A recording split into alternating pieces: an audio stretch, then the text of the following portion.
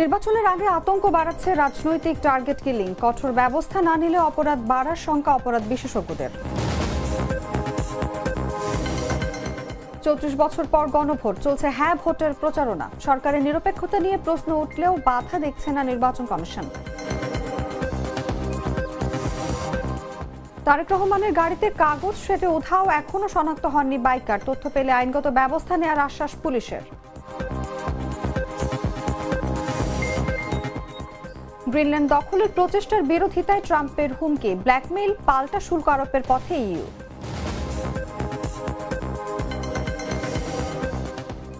এবং নিজ নিজ অবস্থানে অনড় বিসিবিকে আইসিসির ডেডলাইন। বিশ্বকাপ নিয়ে বাংলাদেশের ভাগ্য নির্ধারণ 21শে জানুয়ারি।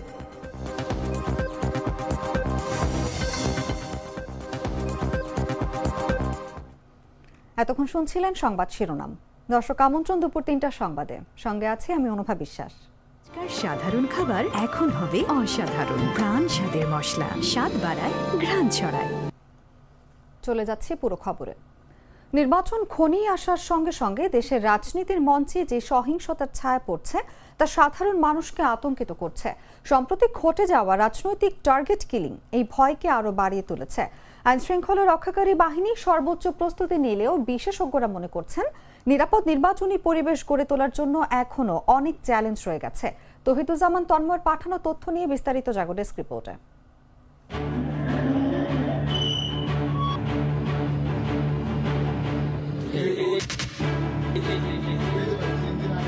ভরদুপুরে চলন্ত মোটরসাইকেল থেকে ব্যাটারি চালিত রিকশায় থাকা ইনকিলাব মঞ্চের আহ্বায়ক শহীদ ওসমান বিন হাদিকে টার্গেট করে গুলি করে হত্যা করা হয় স্বেচ্ছাসেবক দলনেতা আজিজুর রহমান মোসাব্বিরকেও। শুধু হাদি কিংবা মোসাব্বির নন, টার্গেট কিলিং এর শিকার হচ্ছেন তাদের মতো এমন অনেকে। দেশের রাজনৈতিক হত্যাকাণ্ড এখন পরিণত হয়েছে পরিকল্পিত হত্যাকাণ্ড বা টার্গেট কিলিং এ। নিখুঁত পরিকল্পনায় যাকে টার্গেট করা হচ্ছে তাকে হত্যায় সফল হচ্ছে শুটাররা। গেল কয়েক মাসে দেশের বিভিন্ন এলাকায় এমন একের পর এক রাজনৈতিক হত্যাকাণ্ড ঘটেছে যা রাজনীতিকে ঠেলে দিচ্ছে ভয়াবহ সহিংসতার দিকে। এসব ঘটনায় প্রাণ হারিয়েছেন একাধিক রাজনৈতিক নেতাকর্মী। আতঙ্ক ছড়াচ্ছে মাঠ পর্যায়ের রাজনীতিতে। এদিকে কয়েকদিন পরেই বহুল কাঙ্ক্ষিত ত্রয়োদশ জাতীয় সংসদ নির্বাচন ঘিরে এমন টার্গেট কিলিং এর ঘটনা আতঙ্ক ছড়াচ্ছে সব মহলে। আইনশৃঙ্খলা রক্ষাকারী বাহিনীর পক্ষ থেকে বলা হচ্ছে নির্বাচন ঘিরে সর্বোচ্চ প্রস্তুতি নেওয়া হচ্ছে। অন্তর্বর্তী সরকার দেশের ইতিহাসে সেরা নির্বাচন আয়োজন করবে বলে জানিয়েছেন প্রধান উপদেষ্টা অধ্যাপক মোহাম্মদ ইউনূস। তবু এই নির্বাচন ঘিরে আইনশৃঙ্খলা পরিস্থিতি নিয়ে মানুষ আশ্বস্ত হতে পারছে না। অপরাধ বিশেষজ্ঞরা বলছেন নির্বাচন উপযোগী পরিবেশ ও নাগরিক নিরাপত্তা নিশ্চিত করতে যে ধরনের আইনশৃঙ্খলা পরিস্থিতি প্রত্যাশিত বাস্তবে তা তৈরি হচ্ছে না। একাধিক চ্যালেঞ্জের কারণে কাঙ্ক্ষিত সেই ইতিবাচক পরিস্থিতি গড়ে উঠছে না। প্রতিনিয়ত যে ভয়াবহ ও গুরুতর অপরাধ সংঘটিত হচ্ছে সেগুলোর সঙ্গে জড়িত মূল অপরাধীরা কিভাবে বাইরে থেকে যাচ্ছে, এই প্রশ্নটি অত্যন্ত গুরুত্বপূর্ণ। ভবিষ্যতে যেন কোনো অপরাধী অপরাধ সংঘটিত করে নির্বিঘ্নে দেশ ছেড়ে পালাতে না পারে সে বিষয়ে কঠোর ব্যবস্থা নিতে হবে। না হলে এ ধরনের অপরাধ বাড়ার শঙ্কা রয়েছে বলে মত অপরাধ বিশেষজ্ঞদের।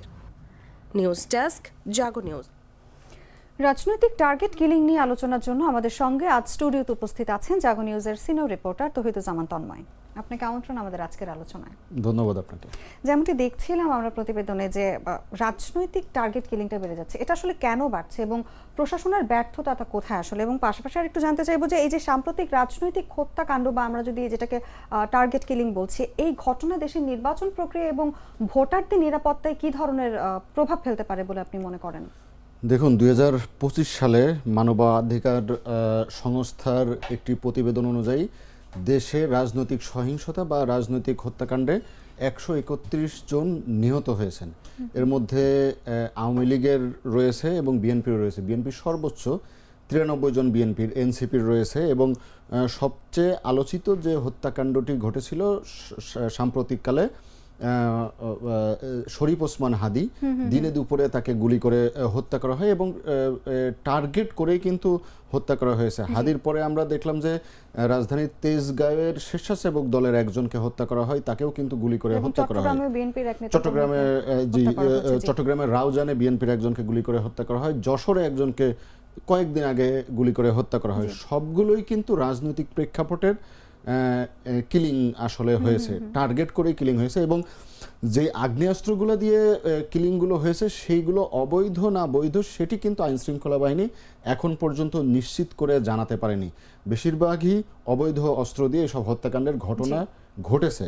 তো আসন্ন ত্রয়োদশ জাতীয় সংসদ নির্বাচনে এই হত্যাকাণ্ডগুলো কিন্তু ভোটারদের মনে শঙ্কা তৈরি করছে, কারণ সুষ্ঠু এবং সুন্দরভাবে মানে সরকার যেহেতু বলছে যে সুষ্ঠুভাবে ভোট সম্পন্ন হবে, তো এই কিলিংগুলো বা এই টার্গেট করে হত্যাকাণ্ড কিন্তু জনমনে উদ্বেগ দেখা দিয়েছে। কারণ যারা ভোটার তারা কিন্তু ভোট প্রয়োগ করতে যাবেন, তারা যদি মনে করেন যে ভোট কেন্দ্রে যে তার জীবনের শঙ্কা থাকবে বা এ ধরনের কোনো আশঙ্কা থেকে থাকে, তাহলে ভোটাররা কিন্তু আগে থেকে উদ্বিগ্ন বা শঙ্কার মধ্যে রয়েছে। এবং যারা ভোট প্রয়োগ করতে যাবেন, এরকম কয়েকজনের সঙ্গে কথা বলেছি, তারা বলছেন যে নির্বাচনকে কেন্দ্র করে এরকম সহিংসতা আসলে জনমনে উদ্বেগের সৃষ্টি করে এবং এই আইন শৃঙ্খলা বাহিনী যদি আরো কঠোর হস্তে দমন না করে সেক্ষেত্রে কিন্তু ভোট কেন্দ্রে বা ভোট কেন্দ্রের ভোট প্রয়োগের আগে কিন্তু এই ধরনের ঘটনা আরো বাড়তে পারে। একদমই তাই। এবং আমরা যতটা জানি যে অবৈধ ও লুট হওয়া আগ্নেয়াস্ত্র দিয়ে কিন্তু এই ধরনের হত্যাকাণ্ড ঘটছে। এই যে এই আগ্নেয়াস্ত্রের সহজলভ্যতা এই ধরনের হত্যাকাণ্ডে ঠিক আসলে কতটা ভূমিকা পালন করছে, এবং এই যে অস্ত্র উদ্ধারের নানা কথা আমরা শুনি প্রায়শই, এই অস্ত্র উদ্ধারের যে অভিযান এখানে আসলে সরকারের ব্যর্থতা কোথায় থেকে যাচ্ছে বলে আপনার মনে হয়? 2024 সালের 5 আগস্ট যখন গণ অভ্যুত্থান হয় তখন কিন্তু দেশের বিভিন্ন থানায় অস্ত্র লুট করে দুর্বৃত্তরা এবং বিপুল পরিমাণ অস্ত্র লুট হয়। এরপরে অন্তর্বর্তী সরকার ক্ষমতায় বা দায়িত্ব নেয়ার পরে তারা ঘোষণা দেয় যে এই অস্ত্রগুলো যেন ফেরত দেয়। এরপরে আরেকবার ঘোষণা দেওয়া হয় এই অস্ত্রগুলা ফেরত না দিলে তাদের বিরুদ্ধে আইনগত ব্যবস্থা নেওয়া হবে। এখন পর্যন্ত কিন্তু 1300-র বেশি অস্ত্র, এই লুট হওয়া অস্ত্র অর্থাৎ পুলিশের অস্ত্র উদ্ধার করতে পারেনি আইন শৃঙ্খলা বাহিনী। এর মধ্যে কিন্তু সম্প্রতি অর্থাৎ মাস দেড়েক আগে সরকারের পক্ষ থেকে ঘোষণা দেওয়া হয় যে এই লুট হওয়া আগ্নেয়াস্ত্র যদি কেউ ফেরত দেয় তাকে পুরস্কৃত করা হবে। সরকার 500 থেকে 5 লক্ষ টাকা পর্যন্ত পুরস্কার ঘোষণা করে। তবুও এখন পর্যন্ত কিন্তু এই পুরস্কার ঘোষণা করেও একটি অস্ত্রও কিন্তু উদ্ধার করতে পারেনি সরকার বা আইন শৃঙ্খলা বাহিনী। তো এই যখন অবস্থা, আমি বলছিলাম 1300 আগ্নেয়াস্ত্র এখনও ধরাছোঁয়ার বাইরে, এই অস্ত্রগুলোর নিশ্চয় এতদিন যারা সন্ত্রাসী কর্মকাণ্ড করে বা যারা কিলার তাদের হাতে পৌঁছে গেছে। এছাড়াও নির্বাচন উপলক্ষে কিন্তু আমাদের দেশে অনেক আগের থেকে প্রচলিত আছে দেশের সীমান্তবর্তী এলাকা থেকে, পার্শ্ববর্তী দেশ থেকে অস্ত্র আসে। তো ইতোমধ্যে স্বরাষ্ট্র উপদেষ্টাও কিন্তু কিছুদিন আগে স্বীকার করেছিলেন যে অবৈধ অস্ত্র আসা শুরু করেছে, তবে উদ্ধারও হচ্ছে বা সেই অস্ত্রগুলো জব্দ করা হচ্ছে। তো যেই পরিমাণ অস্ত্র আসলে সীমান্তবর্তী এলাকা দিয়ে আসে সেই পরিমাণ অস্ত্র কিন্তু উদ্ধার সম্ভব হয় না। তো নির্বাচনের আর খুব বেশি দেরি নেই, আপনি জানেন যে 1 মাসও নেই হাতে। তো এই পরিস্থিতিতে 1300 পুলিশের অস্ত্র এখনো উদ্ধার হয়নি এবং পার্শ্ববর্তী দেশ থেকে যে অস্ত্রগুলো আসছে এই অস্ত্রগুলো কিন্তু আসলে বড় শঙ্কার কারণ হয়ে দাঁড়াবে। একদমই তাই। বলছিলাম নিরাপত্তার কথা, যেখানে নির্বাচনের সময় আইন শৃঙ্খলা নিশ্চিত করার জন্য প্রচলিত যে প্রস্তুতিগুলো আছে এবং যতটা পুলিশ মোতায়েনের কথা আমি শুনেছি, এটা কি আসলে যথেষ্ট নাকি আসলে আমাদের আধুনিক এবং প্রোঅ্যাক্টিভ কিছু কৌশলের প্রয়োজন আছে বলে আপনি মনে করেন? সরকারের পক্ষ থেকে বরাবরই বলা হচ্ছে যে এই ত্রয়োদশ জাতীয় সংসদ নির্বাচনে যে আইন শৃঙ্খলা বাহিনী দায়িত্ব পালন করবে সেটা পুলিশ, র্যাব, বিজিবি বা অন্যান্য যে বাহিনী হোক তাদের কিন্তু প্রশিক্ষিত করা হবে। তো প্রশিক্ষণটি অনেক আগে থেকে শুরু হয়েছে। এখন পর্যন্ত পুলিশের 1 লাখের অধিক সদস্যের প্রশিক্ষণ সম্পন্ন হয়েছে। নির্বাচনে প্রায় 1.5 লাখের বেশি পুলিশ সদস্য নির্বাচনী কর্মকাণ্ডে থাকবেন। এছাড়াও সেনাবাহিনী সহ বিজিবি, র্যাব বা আনসার বাহিনীও কিন্তু থাকবেন। তো এর আগের নির্বাচনগুলোতে কিন্তু বাংলাদেশে এরকম প্রশিক্ষণ নিয়ে নির্বাচনের দায়িত্ব পালন করতে আমরা দেখতে পাইনি। এবারই প্রথম প্রশিক্ষণ দেয়া হচ্ছে সরকারের পক্ষ থেকে। তো প্রশিক্ষণটা আসলে মূলত ডেভেলপ করার জন্য, আইন শৃঙ্খলা বাহিনীকে ডেভেলপ করার জন্য, এবং নির্বাচনে যাতে সহিংসতা হলেও তারা কিভাবে সেটি ইমপ্রুভ করবে বা নিয়ন্ত্রণ করবে সেই জিনিসগুলো কিন্তু আসলে প্রশিক্ষণ দেয়া হচ্ছে। তো আমার মনে হচ্ছে যে নির্বাচনের প্রশিক্ষণ দেয়া হলেও আইন শৃঙ্খলা বাহিনীকে এই আগ্নেয়াস্ত্র উদ্ধারে আরো কিভাবে প্রশিক্ষণ দেওয়া যায় সেটি আসলে গুরুত্বপূর্ণ। একদমই তাই। এবং সাম্প্রতিক হত্যাকাণ্ড এবং অস্ত্র লুটের ঘটনার পর এই যে বিচার বা শাস্তির অমীমাংসিত যে অবস্থা আমরা দেখতে পাচ্ছি, এটা দেশের আইন শৃঙ্খলার উপর দীর্ঘমেয়াদে কি ধরনের প্রভাব ফেলতে পারে?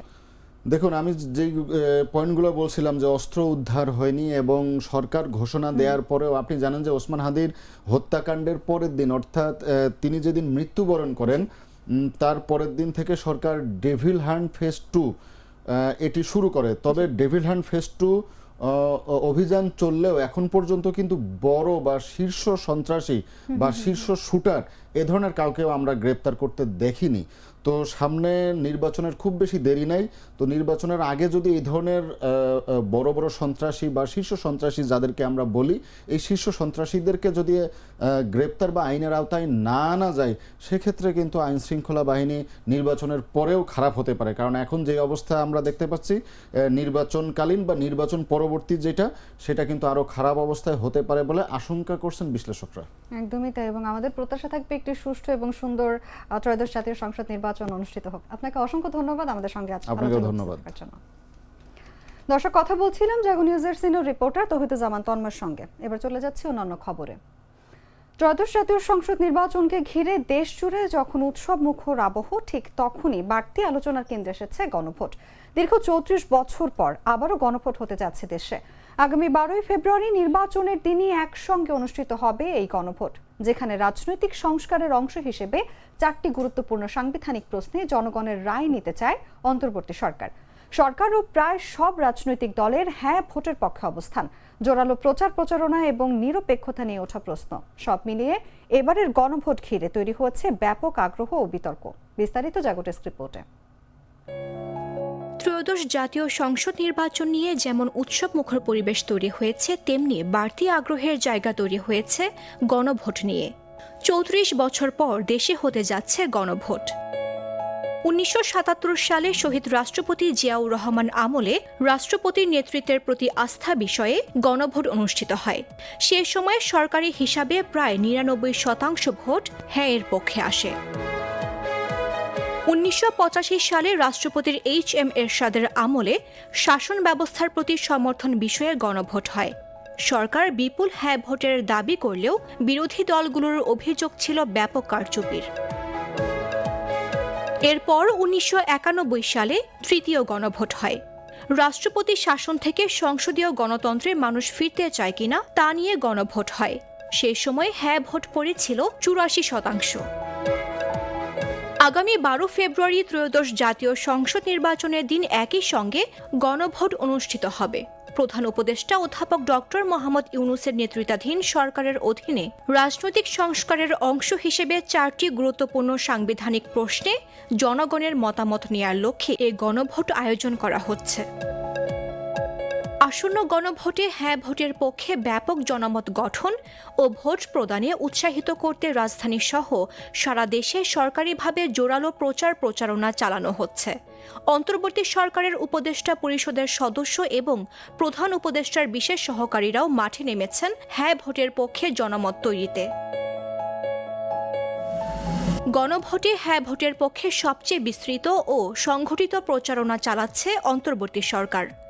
এর মধ্যে রয়েছে উপদেষ্টাদের জেলা সফর, সরকারি দপ্তর ও শিক্ষা প্রতিষ্ঠানের ব্যানার, ব্যাংক শাখায় বাধ্যতামূলক প্রচার, এনজিও ও উন্নয়ন সংস্থাকে নির্দেশনা, স্কুল কলেজ মাদ্রাসার শিক্ষকদের মাধ্যমে প্রচার, জুমার খুতবা ও ধর্মীয় প্রতিষ্ঠানে আলোচনা, পোশাক কারখানা ও সাংস্কৃতিক অনুষ্ঠানে প্রচারণা এবং প্রধান উপদেষ্টার ফেসবুক পেজে ভিডিও ও ফটোকার্ড প্রকাশ। শুধু সরকারই নয়, আগামী 12 ফেব্রুয়ারির জাতীয় সংসদ নির্বাচনে অংশগ্রহণকারী প্রায় সব রাজনৈতিক দলই প্রকাশ্যে হ্যাঁ ভোটের পক্ষে অবস্থান নিয়েছে। দেশের অন্যতম রাজনৈতিক দল বিএনপিও গণভোটে হ্যাঁ ভোট দেওয়ার সিদ্ধান্ত নিয়েছে। এছাড়াও জাতীয় নাগরিক পার্টি গণভোটে হ্যাঁ জয় নিশ্চিত করতে আসনভিত্তিক কর্মসূচি হাতে নিয়েছে। আইন বিশেষজ্ঞরা এতে সরকারের নিরপেক্ষতা ক্ষুণ্ণ হতে পারে বলে মন্তব্য করলেও এতে কোনো বাধা দেখছে না নির্বাচন কমিশন।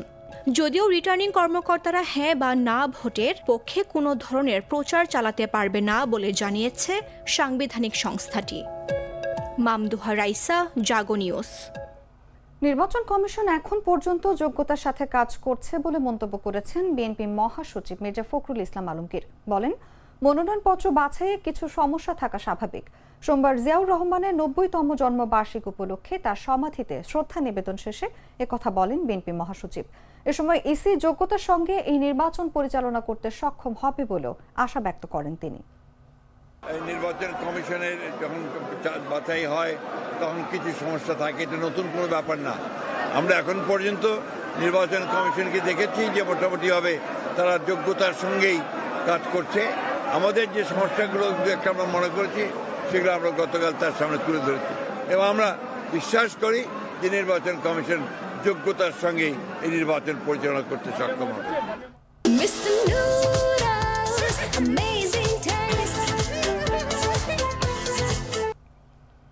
বিএনপি চেয়ারম্যান তারেক রহমানকে বহনকারী চলন্ত গাড়িতে একটি সাদা খাম সেটে দ্রুত মোটরসাইকেল যোগে পালিয়ে যাওয়া ব্যক্তিকে এখনো শনাক্ত করতে পারেনি পুলিশ।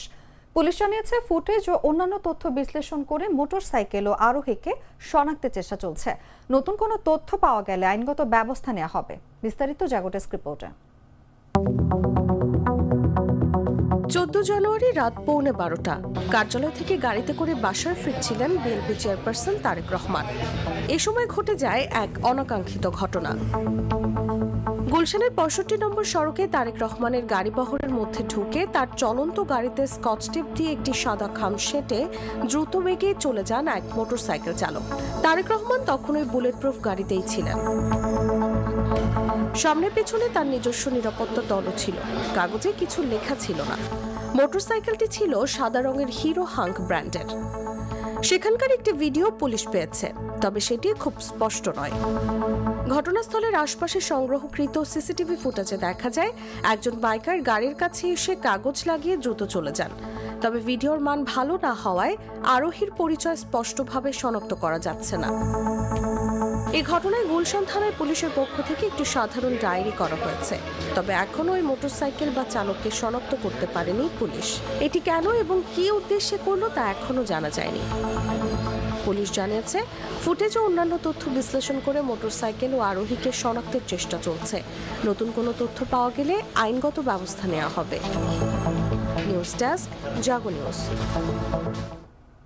দেশের অর্থনৈতিক অবস্থা এতদিন আইসিইউতে ছিল, এখন কেবিনে স্থানান্তর হয়েছে বলে মন্তব্য করেছেন অর্থ এবং বিজ্ঞান ও প্রযুক্তি উপদেষ্টা ডক্টর সালেউদ্দিন আহমেদ। বলেন, দেশের অর্থনৈতিক অবস্থা ভঙ্গুর অবস্থায় নেই। 18 মিলিয়ন থেকে 32 মিলিয়নে উন্নীত করা হয়েছে। এই ধরনের সংস্কার যে কোনো সরকারের দায়িত্ব, তাই গণভোটে সরকার হ্যাঁ ভোটের পক্ষে। সোমবার দুপুরে চাঁদপুরে গণভোটের প্রচার ও ভোটার উদ্বুদ্ধকরণের উদ্দেশ্যে মতবিনিময় এবং ভোটের গাড়ির কার্যক্রম ও স্টল পরিদর্শন শেষে তিনি এই তথ্য জানান। এ সময় তিনি বলেন, পে স্কেল সংস্কার প্রয়োজন আছে বলেই সরকার এই বিষয়ে কাজ করছে। যতটুকু সম্ভব বাস্তবায়নের চেষ্টা করা হবে। আপনি রিজার্ভ ছিল $18 বিলিয়ন, এখন 32 বিলিয়ন। ফরেন এক্সচেঞ্জ মার্কেট টালমাটাল অবস্থা, স্টেবল, রেমিটেন্স হাই, এক্সপোর্ট একটু মাঝখানে একটু কমেছে, কিন্তু এক্সপোর্ট অনেক এগিয়ে গেছে। আর দেখেন, 18 কোটি লোকের মধ্যে কিন্তু ক্ষুধা এবং ইসের জন্য কেউ ইসে হয়নি। রোজার সময় আমরা একটা ম্যাক্সিমাম জিনিসপত্র ইম্পোর্ট করছি। এনার্জিতে একটু সমস্যা আছে, তবু চেষ্টা করা হচ্ছে। অতএব আপনার এটা খাদের কিনারে চলে গেছে। আমি তো জানি কি অবস্থায় ছিল। আমি মাঝে মাঝে বলি, বেতনও দিতে পারতাম না যদি আমরা এটা ইস্যু না করতাম। যে কোনো গভর্নমেন্ট আসলে নানা রকম ইস্যু করত, প্রচুর করাপশন, অর্থ পাচার, এগুলো তো জানি আমরা কোথায় কোথায় হয়তো আনতে সময় লাগছে, কারণ প্রসেসটা তো এখন। আর অনেকের মধ্যে আইসিইউতে ছিল, আইসিইউ থেকে এখন কেবিনে গেছে, মোটামুটি ভালো জায়গায়। কেবিনে থেকে বাসায় যাবে এই সরকারে। এখন একটু সে অসুস্থ বলবো না, আমরা বলি রিকভারি। ঢাকা মহানগর এলাকায় চিকন চাকার প্রায় 2,41,000 ব্যাটারি চালিত রিকশা ও ভ্যান চলাচলের দাবি এবং আগেজ কোম্পানির মোটা চাকার 3 ধরনের অটোরিকশা বিক্রি বন্ধে অন্তর্বর্তী সরকারকে আলটিমেটাম দিয়েছেন অটোরিকশা চালকরা। এরপর তারা অবরোধ তুলে নেন। আগামী 30 জানুয়ারি পর্যন্ত সময়ের মধ্যে দাবি পূরণ না হলে 1 ফেব্রুয়ারি থেকে আবারও আন্দোলনে নামার ঘোষণা দিয়েছেন তারা। একই সঙ্গে চিকন চাকার ব্যাটারি চালিত অটোরিকশা চলাচলে পুলিশ প্রশাসন কোনো বাধা সৃষ্টি করবে না বলেও প্রতিশ্রুতি পেয়েছেন বলে জানান তারা। সোমবার দুপুর 12টা 20 এই ঘোষণা দিয়ে সড়ক ছেড়ে দেন অটোরিকশা চালকরা। এরপর কুড়িল থেকে বাড্ডা রামপুরা অভিমুখী সড়কে যান চলাচল শুরু হয়েছে।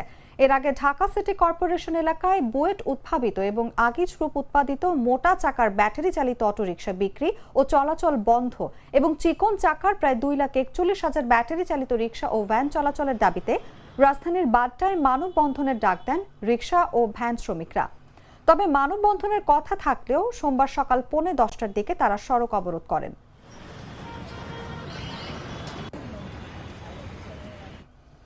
সাত কলেজের সমন্বয়ে প্রস্তাবিত ঢাকা কেন্দ্রীয় বিশ্ববিদ্যালয়ের অধ্যাদেশ জারির দাবিতে ঢাকা কলেজের প্রধান ফটকের সামনে অধ্যাদেশ মঞ্চ তৈরি করেছেন শিক্ষার্থীরা।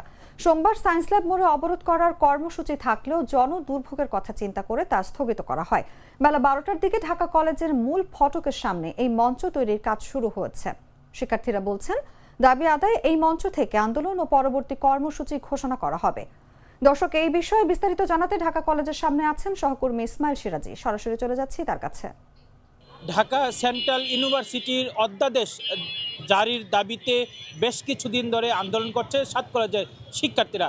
তারা বেশ কয়েকদিন সায়েন্স ল্যাব সহ রাজধানীর বিভিন্ন স্থানে ব্লকেট কর্মসূচি পালন করে। সেই ব্লকেট কর্মসূচিতে কিন্তু জনদুর্ভোগ সৃষ্টি হয়। তবে আজকে তারা এই ব্লকেট কর্মসূচি থেকে সরে এসেছেন এবং আমরা দেখছি যে ঢাকা কলেজের যে মূল ফটকটি রয়েছে সেই মূল ফটকের সামনে তারা কিন্তু একটি অধ্যাদেশ মঞ্চ তারা প্রস্তুত করছে এবং সেই মঞ্চ থেকেই যে তাদের যে নতুন কর্মসূচি এবং যেই আন্দোলনের যেই পুরো গতি এখান থেকে নিয়ন্ত্রণ করা হবে বলে তারা জানিয়েছে। তো বিকেলে নাগাদ এই অধ্যাদেশ মঞ্চে বিক্ষোভ সমাবেশ করার সম্ভাবনা রয়েছে। তো এই ছিল রাজধানীর ঢাকা কলেজের সামনে থেকে সর্বশেষ চিত্র। দর্শক, রাজধানীর ঢাকা কলেজের সামনে থেকে সর্বশেষ তথ্য জানাচ্ছিলেন সহকর্মী ইসমাইল সিরাজি। চলে যাচ্ছে অন্যান্য খবরে। চট্টগ্রামের মিরসরাইয়ে এলপিজি সিলিন্ডার বাহী একটি গাড়ি উল্টে ঢাকা চট্টগ্রাম মহাসড়কের অন্তত 10 কিলোমিটার এলাকায় যানজটের সৃষ্টি হয়েছে। সোমবার সকাল 7:30টার দিকে ঢাকা চট্টগ্রাম মহাসড়কের চট্টগ্রামমুখী লেনে এই যানজট তৈরি হয়। এছাড়া বেলা 11টায় মিরসরাই সদরের ইউ টার্নে একটি ট্রাক উল্টে গেলে যানজট আরও তীব্র হয়। এতে ব্যস্ত সময়ে হাজারো যাত্রী চরম দুর্ভোগে পড়েছেন। সড়কে আটকা পড়েছে হাজার হাজার গাড়ি। স্থানীয়রা জানান, গাড়িটি নিয়ন্ত্রণ হারিয়ে চট্টগ্রামমুখী লেনে উল্টে গেলে রাস্তা ব্লক হয়ে পড়ে। এতে দ্রুত মহাসড়কের দুদিকে গাড়ির দীর্ঘ লাইন তৈরি হয়। বিশেষ করে চট্টগ্রামমুখী লেনে অন্তত 10 কিলোমিটার এলাকা জুড়ে সৃষ্টি হয় তীব্র যানজট। যাত্রীরা ঘন্টার পর ঘন্টা আটকে পড়েন মহাসড়কে। এ সময় নিজামপুর থেকে মিঠাছড়া পর্যন্ত যানজট দেখা দেয়। এছাড়া একদিন বেলা 11:30টায় মিরসরাই পৌর সদরের একটি ডাম্প ট্রাকের ধাক্কায় দৈনিক জনতা পত্রিকার মিরসরাই প্রতিনিধি আব্দুল মান্নান রানা গুরুতর আহত হয়েছে। তাকে আশঙ্কাজনক অবস্থায় চট্টগ্রাম মেডিকেল কলেজে পাঠানো হয়েছে। এ বিষয়ে জোরারগঞ্জ হাইওয়ে থানার ভারপ্রাপ্ত কর্মকর্তা মোহাম্মদ জাকারিয়া উল্টে যাওয়া গাড়ি উদ্ধারের কাজ চলছে বলে জানিয়েছেন। যানজট নিরসন হয়ে যাবে বলে প্রত্যাশা ব্যক্ত করেন তিনি।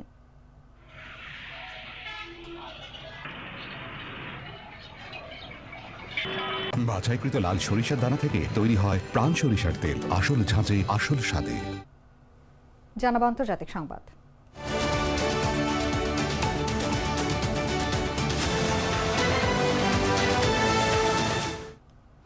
গ্রিনল্যান্ড দখলের প্রচেষ্টার বিরোধিতা করায় ইউরোপের 8টি দেশের উপর 25% পর্যন্ত শুল্ক আরোপের হুমকি দিয়েছেন মার্কিন প্রেসিডেন্ট ডোনাল্ড ট্রাম্প। এই ঘটনাকে ব্ল্যাকমেইল আখ্যা দিয়ে যুক্তরাষ্ট্রের বিরুদ্ধে পাল্টা শুল্ক আরোপ এবং সবচেয়ে কঠোর অর্থনৈতিক নিষেধাজ্ঞা দেওয়ার বিবেচনা করছে ইউরোপীয় union. Denmark, Norway, Sweden, France, Germany, যুক্তরাজ্য, নেদারল্যান্ডস ও ফিনল্যান্ডের নেতারা এক যৌথ বিবৃতিতে বলেন, শুল্কের হুমকি ট্রান্স আটলান্টিক সম্পর্ককে দুর্বল করবে এবং বিপজ্জনক সংঘাতের পথে ঠেলে দেবে। সার্বভৌমত্ব রক্ষায় তারা প্রতিশ্রুতিবদ্ধ। এদিকে রোববার সামাজিক যোগাযোগ মাধ্যমে দেয়া এক পোস্টে ট্রাম্প দাবি করেছেন, ন্যাটো গত 20 বছর ধরে ডেনমার্ককে গ্রিনল্যান্ডে রুশ হুমকি মোকাবিলার কথা বলে আসছে, কিন্তু ডেনমার্ক কিছুই করতে পারেনি। তিনি লিখেছেন, এখন সময় এসেছে এবং এটি হবেই। এর আগে চলতি সপ্তাহের শুরুতে ট্রাম্প হুঁশিয়ারি দিয়ে বলেছেন যেসব ইউরোপীয় দেশ গ্রিনল্যান্ড ইস্যুতে যুক্তরাষ্ট্রের বিপক্ষে অবস্থান নেবে সেসব দেশের উপর 1 ফেব্রুয়ারি থেকে 10% এবং 1 জুন থেকে তা বেড়ে 25% শুল্ক আরোপ করা হবে। তার দাবি, গ্রিনল্যান্ড সম্পূর্ণ ও চূড়ান্তভাবে যুক্তরাষ্ট্র কিনে না নেওয়া পর্যন্ত এই শুল্ক বহাল থাকবে।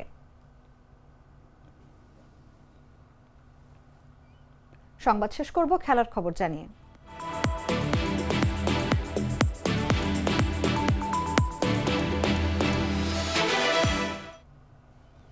ভারতের মাটিতে টি-20 বিশ্বকাপ খেলা না খেলা নিয়ে চূড়ান্ত সিদ্ধান্ত আগামী 21 জানুয়ারির মধ্যে নেওয়া হবে। গেল শনিবার ঢাকায় বিসিবির সঙ্গে বৈঠক শেষে এই ডেডলাইন জানিয়ে দিয়েছে আইসিসি। এমন একটি খবর জানিয়েছে ESPN ক্রিকইনফো। শনিবারের বৈঠকটি ছিল দুই পক্ষের মধ্যে এক সপ্তাহের মধ্যে দ্বিতীয়বার। সেখানে বিসিবি স্পষ্ট জানিয়ে দিয়েছে নিরাপত্তার উদ্বেগের বিষয়টি মাথায় রেখে ভারতে না খেলার বিষয়টি। একই সঙ্গে ভারতের পরিবর্তে শ্রীলঙ্কায় খেলতে আগ্রহের কথাও জানিয়েছে বোর্ড আইসিসিকে। বিসিবির মতো আইসিসির অনড় তাদের অবস্থানে। মূল সূচিতে পরিবর্তন আনার সম্ভাবনা নেই বলে জানিয়েছে তারা। শনিবার ঢাকার বৈঠকে বিসিবির আরও একটি প্রস্তাব নাকচ করে দিয়েছে আইসিসি। গ্রুপ বিতে আয়ারল্যান্ডের জায়গায় স্থানান্তর চেয়েছিল বাংলাদেশ, কিন্তু সেটি নাকচ করে দিয়েছে আইসিসি। আইসিসি বিসিবি আলোচনার সঙ্গে সংশ্লিষ্ট সূত্রগুলো জানিয়েছে আইসিসি এখন বিসিবির চূড়ান্ত সিদ্ধান্তের অপেক্ষায় রয়েছে। যদি বিসিবি বাংলাদেশ দলকে ভারতে যেতে অনুমতি না দেয় তাহলে আইসিসি বিকল্প দল ঘোষণা করতে পারে। বর্তমান র্যাঙ্কিং অনুযায়ী সেক্ষেত্রে স্কটল্যান্ডকে অন্তর্ভুক্ত করার সম্ভাবনা রয়েছে।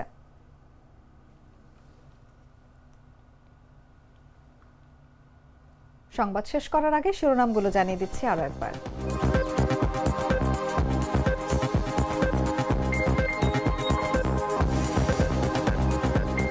নির্বাচনের আগে আতঙ্ক বাড়াচ্ছে রাজনৈতিক টার্গেট কিলিং। কঠোর ব্যবস্থা না নিলে অপরাধ বাড়ার শঙ্কা অপরাধ বিশেষজ্ঞদের। 34 বছর পর গণভোট, চলছে হ্যাঁ ভোটের প্রচারণা। সরকারের নিরপেক্ষতা নিয়ে প্রশ্ন উঠলেও বাধা দেখছে না নির্বাচন কমিশন। তারেক রহমানের গাড়িতে কাগজ সেটে উধাও, এখনো শনাক্ত হননি বাইকার। তথ্য পেলে আইনগত ব্যবস্থা নেওয়ার আশ্বাস পুলিশের। গ্রিনল্যান্ড দখলের প্রচেষ্টার বিরোধিতায় ট্রাম্পের হুমকি, ব্ল্যাকমেইল, পাল্টা শুল্ক আরোপের পথে ইইউ।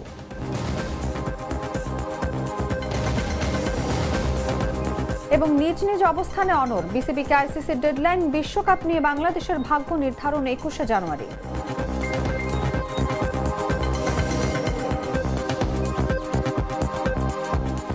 দর্শক, এই ছিল এখনকার মতো। এরপর বিকেল 5টায় দেখবেন দেশ জুড়ে সংবাদ। প্রতি মুহূর্তের সর্বশেষ খবর জানতে ভিজিট করুন jagonews24.com। ফলো করুন আমাদের ভেরিফাইড ফেসবুক পেজ এবং সাবস্ক্রাইব করুন জাগো নিউজের ইউটিউব চ্যানেল। ধন্যবাদ সবাইকে।